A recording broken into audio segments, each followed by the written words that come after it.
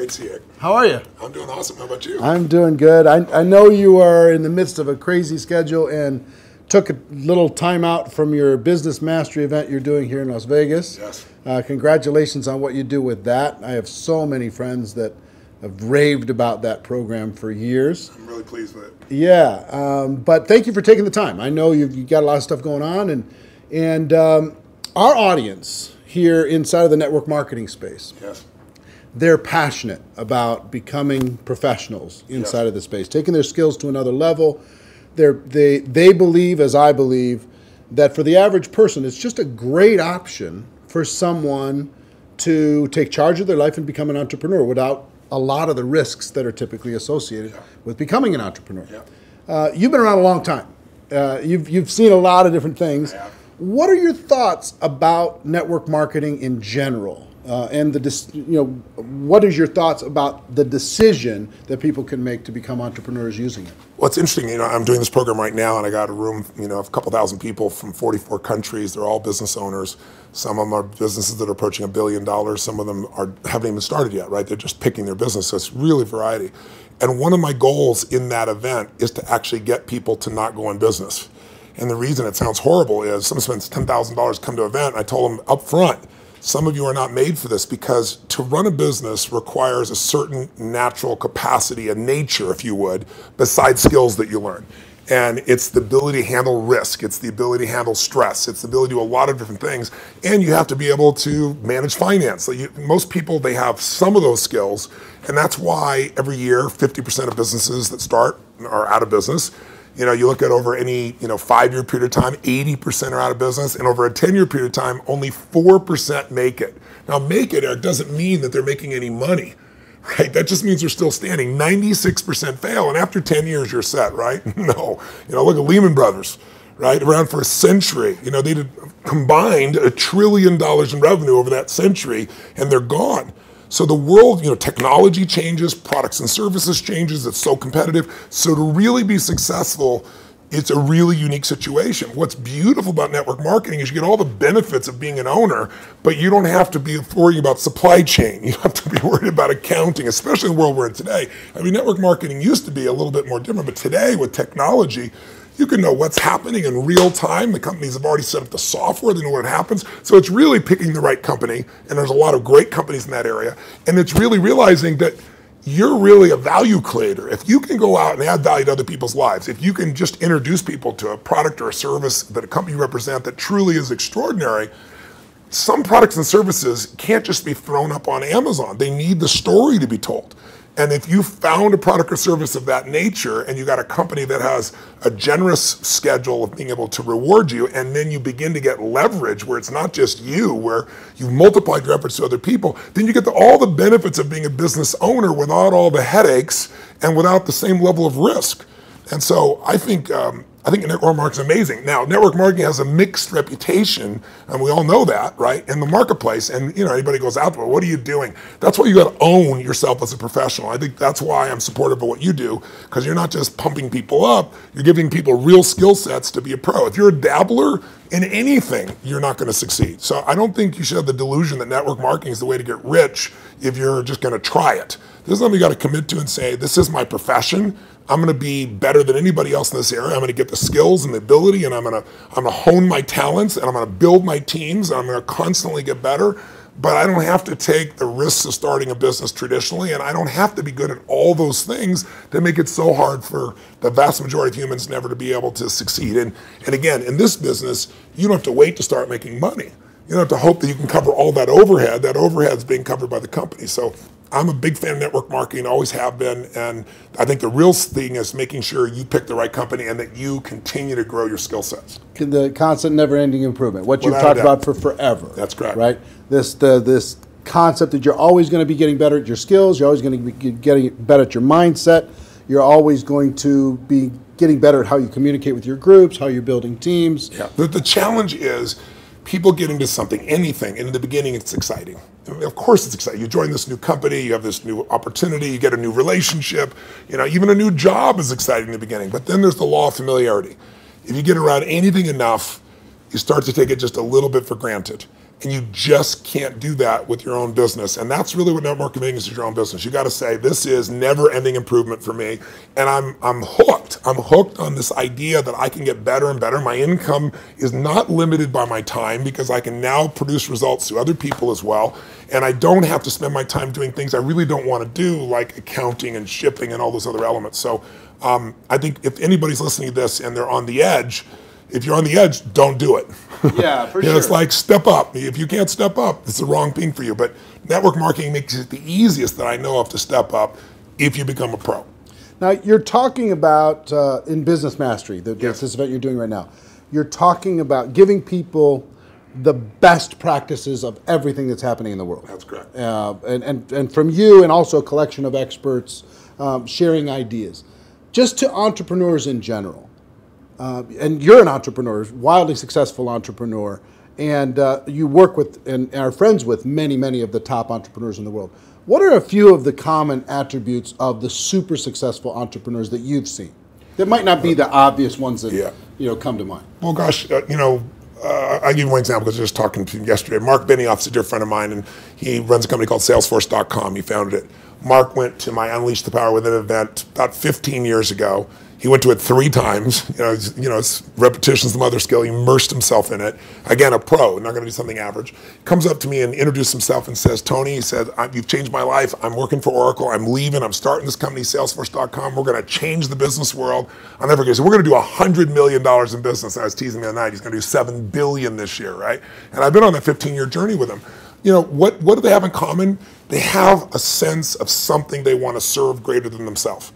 The only challenge sometimes in network marketing, and I think what gives it a bad reputation for some people, is you get people in there that really act like they're doing it for something larger than themselves, but it really is only them. Now, there's nothing wrong with you wanting to profit and be successful, but motive does matter. And the most successful entrepreneurs have a motive that includes themselves, but they want to do something that's going to change the world, make the world different. It's like, when you're trying to meet your own needs, you get a certain level of insight.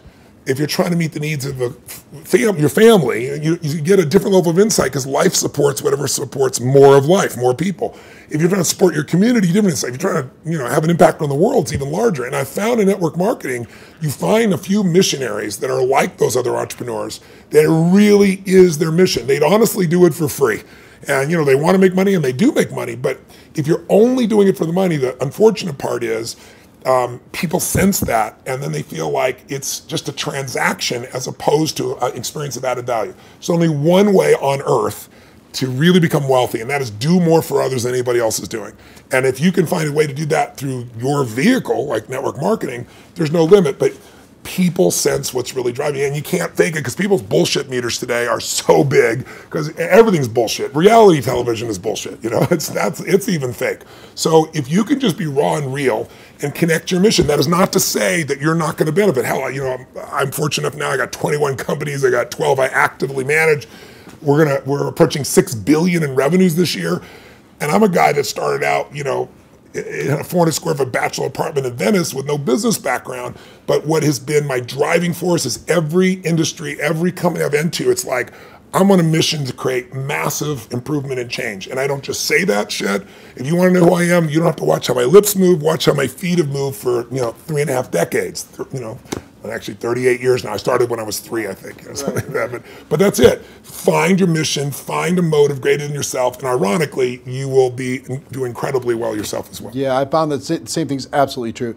I want to transition to a project talking about giving, talking about helping other people. Yes.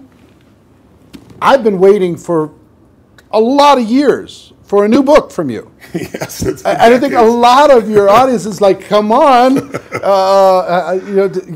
are you going to put out a new book? And you finally came out with a book, Money, Master the Game, 7 Simple Steps to Financial Freedom, and it is a tour de force. Man, did you do some work. Thank you. The interviews that you pulled off and the access that you gained. To our audience, what I've been trying to pound on, because if there's an attribute of even the successful people in network marketing, yes, it's being financially oblivious. Yes. And just spend all the dollars faster than you get it. Yeah.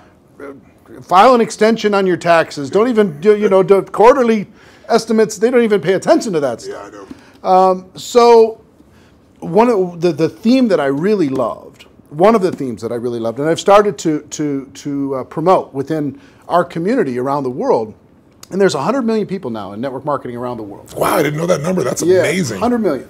Wow. $182 billion a year in sales. Yeah, I knew it was in total. the 200 billion range. So 100 million people are involved, and the theme that I like is you teach people to have two businesses. Yes. One is the business of how you're making your money. Yes.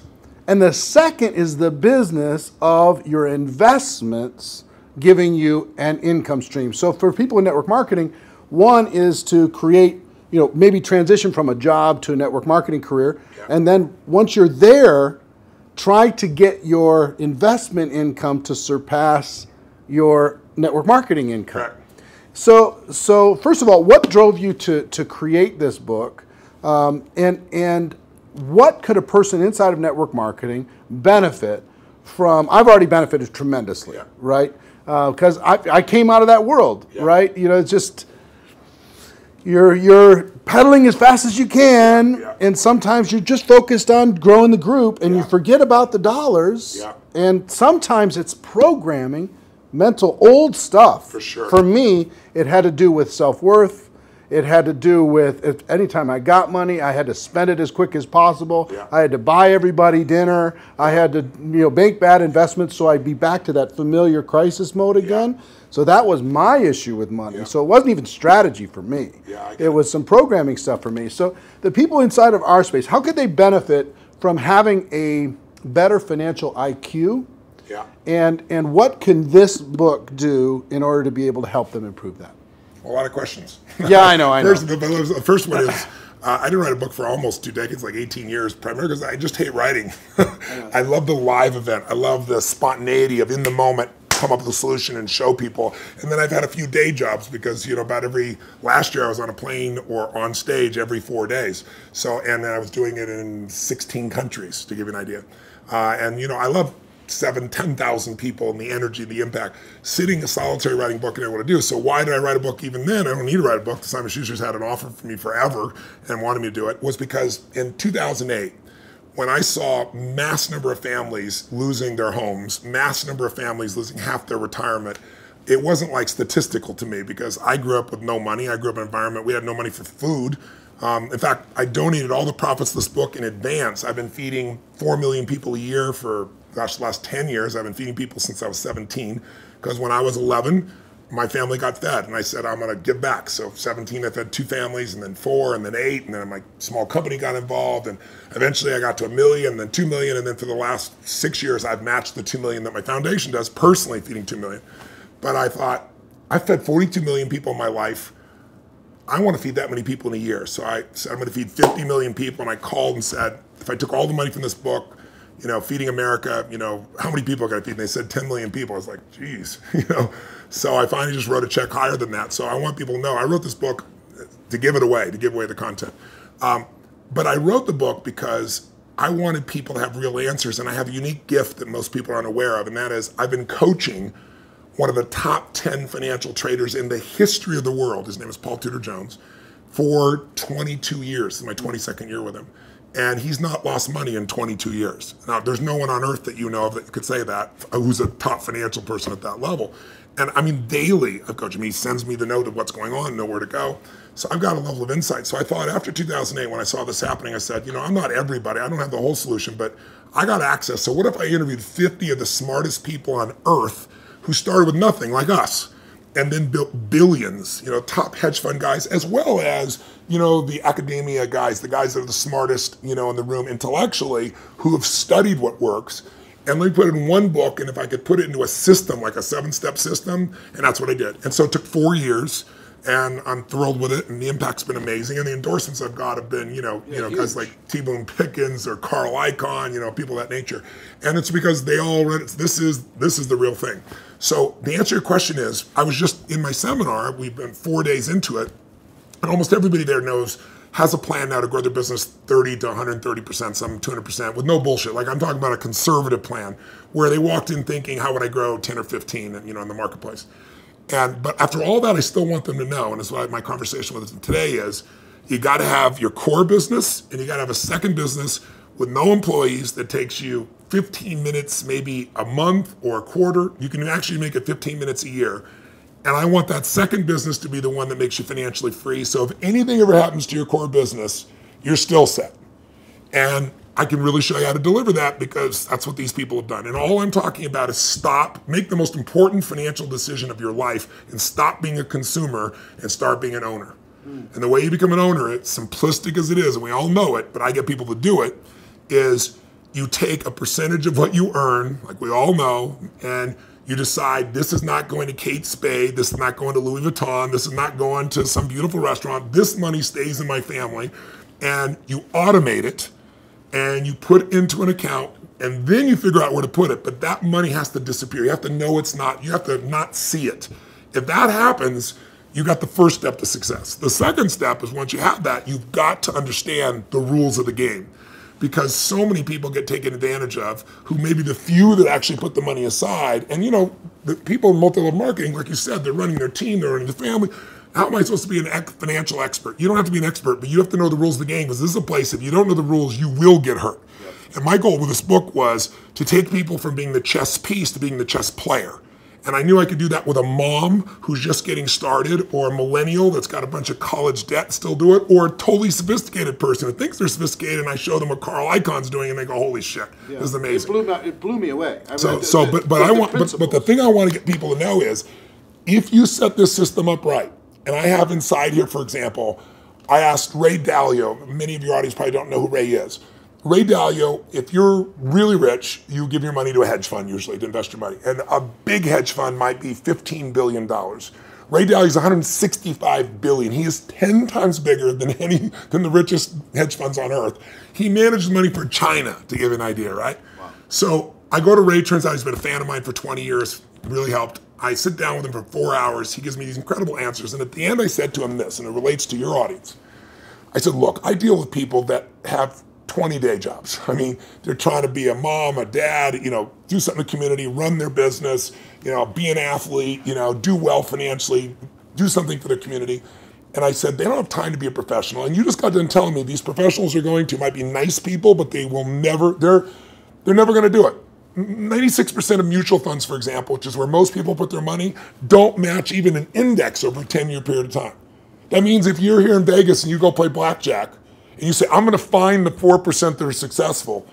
If you play blackjack and you get 2 face cards and your inner idiot says, hit me, you have an 8% chance of getting an ace. You got a 4% chance of getting a mutual fund. So I said to him, Ray, what you've shared is amazing. I'm going to teach this. But you got to teach me this principle of what you do in actual numbers, so people could just go do it. 3% of this, 10% of that. He goes, Tony, I can't give you that. He goes, that's my secret sauce. People have to have a $5 billion net worth and give me $100 million before I'll even consider taking their money. And he said, that was 10 years ago. And I said, that's the point. You haven't taken money in 10 years. You're not going to take any more money. So give me the secret sauce. Help me help the average person, right? And I got him. He goes, well, Tony, he goes, it's really complex. I said, I'm good at taking complex and make it simple. He goes, well, I use leverage. I said, design one without leverage.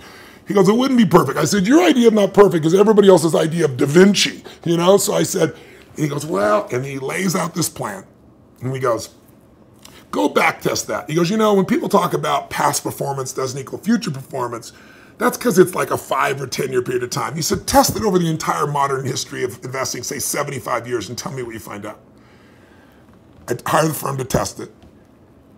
85% of the time in the last 75 years, think about all the up and downs of markets in the last 85% of the time it's made money. And when it lost money, it didn't lose 50% like 2000 or 51% like 2008. It lost 3.99%, just under 4% in the worst time. If you could go to Vegas and make money 85% of the time, when you only lost 4%, how much would you invest, right? How much would you invest? Tom wouldn't be here. So I want people to know this book will show you exactly step to step what to do. And you want to set it up so that everything you do, your day-to-day business is wonderful.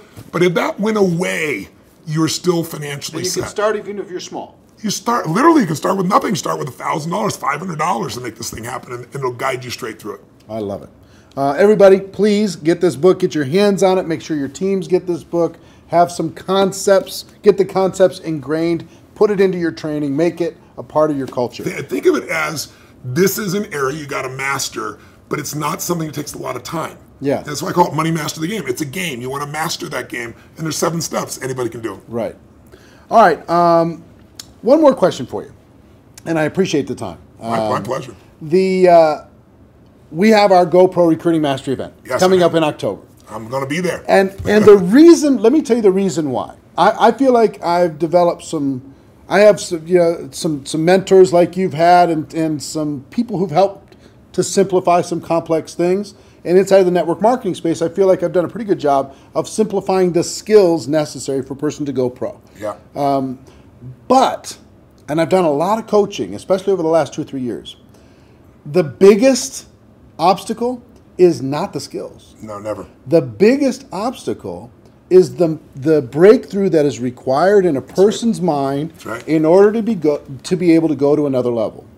Now, you're a busy guy and you're not cheap to bring in, but we did it, and the reason why we did it is we wanted you to come in and spend an entire evening with this group, the people who are there and people watching on live stream, to be able to help each of them have a breakthrough, an emotional, a spiritual, a total transformation in their mind and their business. Yeah.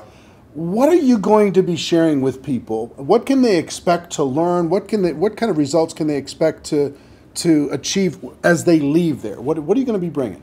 Well, I've been obsessed for 38 years with that one word, breakthrough. I'm not interested in change. People change all the time. They make a lateral change. They go from, overeating to smoking. They go from one bad relationship of one way to another one. I'm interested in a breakthrough. A breakthrough is a moment in time when everything changes, and it changes for the best.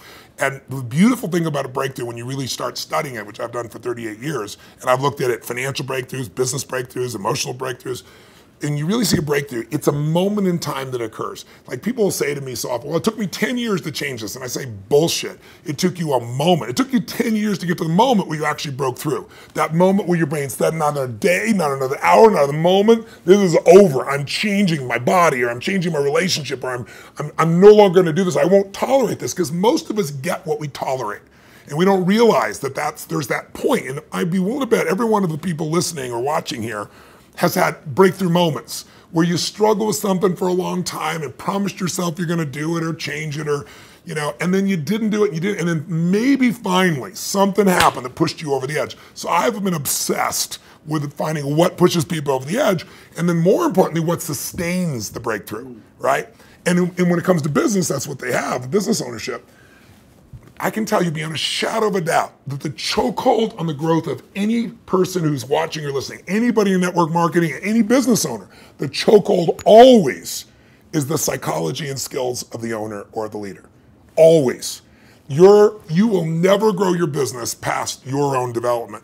And I tell people that, like when I start seminars, and they all want to know strategies, and I have so many business strategies, and I love to wow people with the strategies that'll save them a decade. But I don't do that. The first day of everything I do is pure psychology, because I give you 10 strategies, and how many people have shown you a strategy, the answer's right there, and people still don't follow through. And it's simply because of that. So don't get me wrong, skills are critical too, which is why I think what you're doing is so invaluable. But I feel privileged to come in and add to that, because I found it's 80-20. 80% psychology, 20% skills. Now, if you don't have the skills, you're not going to succeed. But if you don't have psychology, you have the skills, and you still won't follow through. And so I'm going to take people through a process over about 3 hours of immersion that you're never going to get doing one little thing at a time. It's kind of like, most people have taken a foreign language in high school and college, and you ask them today, speak some language, they can't speak squat. It's because they did this little thing at a time. I'm an immersion guy. If you're in it, breathing it, smelling it, tasting it, that's what we're going to do for 3.5 hours. And at the end of that, you're going to storm out of there. You'll know what was holding you back. You'll know how to shift it, and you'll physically shift it, and it'll be in your body, and it'll be resident, and you'll have a daily practice, a simple daily practice of less than 10 minutes that'll put you in the place to maximize every single day. And that's what it really takes. So if a person's trying to decide, hey, should I get a live streaming ticket? Should I find a way to get to that event? What kind of advice would you have for them? Don't do it. If you can't decide to do something this valuable for your life, you shouldn't be in business. Please go back to working for someone else. You really should. Gotta go work for someone else. You're not cut out for network marketing. Either that or grab some gumption and push yourself over the edge, because listen, I mean, I tease about it, but it's true. You know, your income will never far exceed your personal development and your business development. It just can't. You're never going to see a person influence someone of higher influence when they haven't grown in themselves. I mean, if you're growing, you can lead. You don't have to be perfect. Nobody's perfect. I'm not far from perfect. But if you're caring and if you're growing, people sense that about you, because the average person is not. And that's attractive. That's going to pull people to you. You know, a lot of people are like, how do I get people? The fastest way to get people is develop yourself, and people will sense it. And when you talk to people, you know, they sense that, you know, whatever you're saying is the tip of the iceberg. They know there's so much deeper and they want more. And what better to do in life than to become the kind of person that you know you're not perfect, but you're growing constantly, and because you're growing, you have more to give. And so I'm obsessed. You want to get better? Life gets better. My original teacher, Jim Rohn, used to say to me, Tony, for things to get better, you got to get better. You know, for things to change, you got to change, right? And I can tell you, if you're going to add more value, you can't just hope good ideas are going to just show up out of the blue. You got to pursue them. Great ideas are going to change your life. Don't interrupt you. You pursue them, you use them, and they change your life. And we're going to create an environment where people that day who are there will not forget that they're there. It'll have an impact for years to come. I will tell you that Jim Rohn also talked about the day that turns your life around. Yes. That day of disgust, that day of determination, that day Yes. when you finally make the decision, Yes. like you're talking about. Yeah. And I think that the people are going to attend. And the reason why we're bringing in, the reason why I'm excited to work with you in this project and with this huge group of people around the world is I want them to have that breakthrough. That's cool. I want them more than anything else to go out there and just absolutely crush it on every level. Well, the reason I'm doing this talk with you, my dear friend Sam, who you guys are good friends, you know, put us together, arranged this, is I know you're totally sincere, and I know there's a reason there's 7,000 people come to this. It's because you really deliver the goods for people on your own. So I feel like you're a brother on the path, and together, hopefully, we can do more than we would do separately. Yeah, man. Hey, I appreciate it. Thank you very much. My pleasure. Looking forward to tearing it up with you in October. I'll be here. All right. See you then.